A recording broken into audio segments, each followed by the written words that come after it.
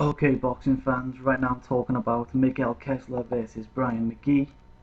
This fight is for the WBA regular world title strap at 168 pounds. Starting with Mikkel Kessler, he is 45 wins, 34 of which by way of knockout to 2 defeats. And Brian Magee is 36 wins, 25 of which by way of knockout to 4 defeats, 2 of which by way of knockout and a draw thrown in there too. Looking at the advantages on which boxer brings what to the fight, you look at the power, and I've got to say it's actually quite even. You know, both of these guys have different types of power. You got Kessler, who's got more controlled power behind the jab that he can work off. He's got that sickening left-hand shot. And on the other side of the ring, you've got Magee, who uses good combination punching. He's relatively heavy-handed, and he's got good skills, which make him a very good domestic and European level opponent. He's too good for that, for those type of opponents. He's between European level and world level. The only issue is sometimes his tactics don't help him in the fight. His favourite fighter is obviously Steve Collins, and like a lot of Irish fighters, they seem to stay in the pocket a little bit too long, which is fine if you've got a cast iron chin, but Magee doesn't have a cast iron chin. He can get hurt to both the body and the head.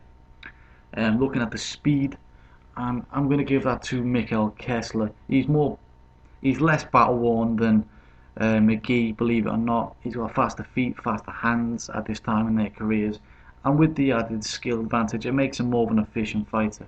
You know, looking at the boxing ability now, Kessler's currently the most successful Danish boxer ever, and is looking to extend his record by becoming a 4-time world champion. He is, a very decent boxer. He's got decent boxing skills, very European efficient style, nice jab, looks to work off it. But he's coming towards the end of his career. Even though it is a very illustrious career, he's still coming to the end of it. On the other hand, Magee, he's quite strong. He come forward type of fighter who's, he's got a decent work rate.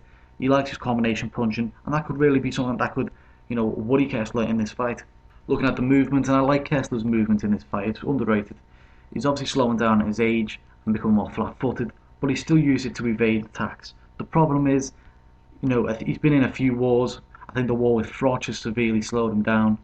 Magee is becoming more flat-footed also, but he still is good at cutting down distances and getting people into fights.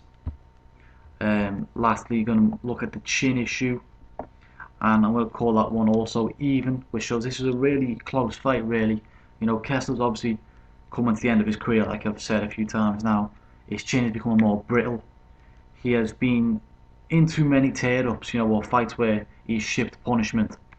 I've seen him, get caught a lot of times in fights where now, maybe 3 or 4 years ago, you'd think the opponent wouldn't have the right to get to hurt him there. But he's been getting dropped, he's been getting hurt. It's something to worry about. Magee's got some decent power, and he can fight, something to worry about. The same can be said for Magee too. Obviously, his style, he's like, he doesn't mind taking a shot to get his shots off. But when you're taking a lot of punishment in your career, can your body really take it anymore? He's been knocked out hard to the head and the body by the likes of, Froch and Boutte. Will Kessler add his name to that resume? And I think he will. I think this is going to be like a nice stepping stone fight. I expect thrills. I expect Kessler to come out the winner by knockout from round 7 to 12. You can then look for bigger fights out there for him. Maybe I'd like to see Kessler versus Abraham, or maybe Boutte versus Kessler, or Kessler versus Froch. Those are fights that are out there for him. He just needs to get his world title. Once he's got a world title, he's got a real bargaining power.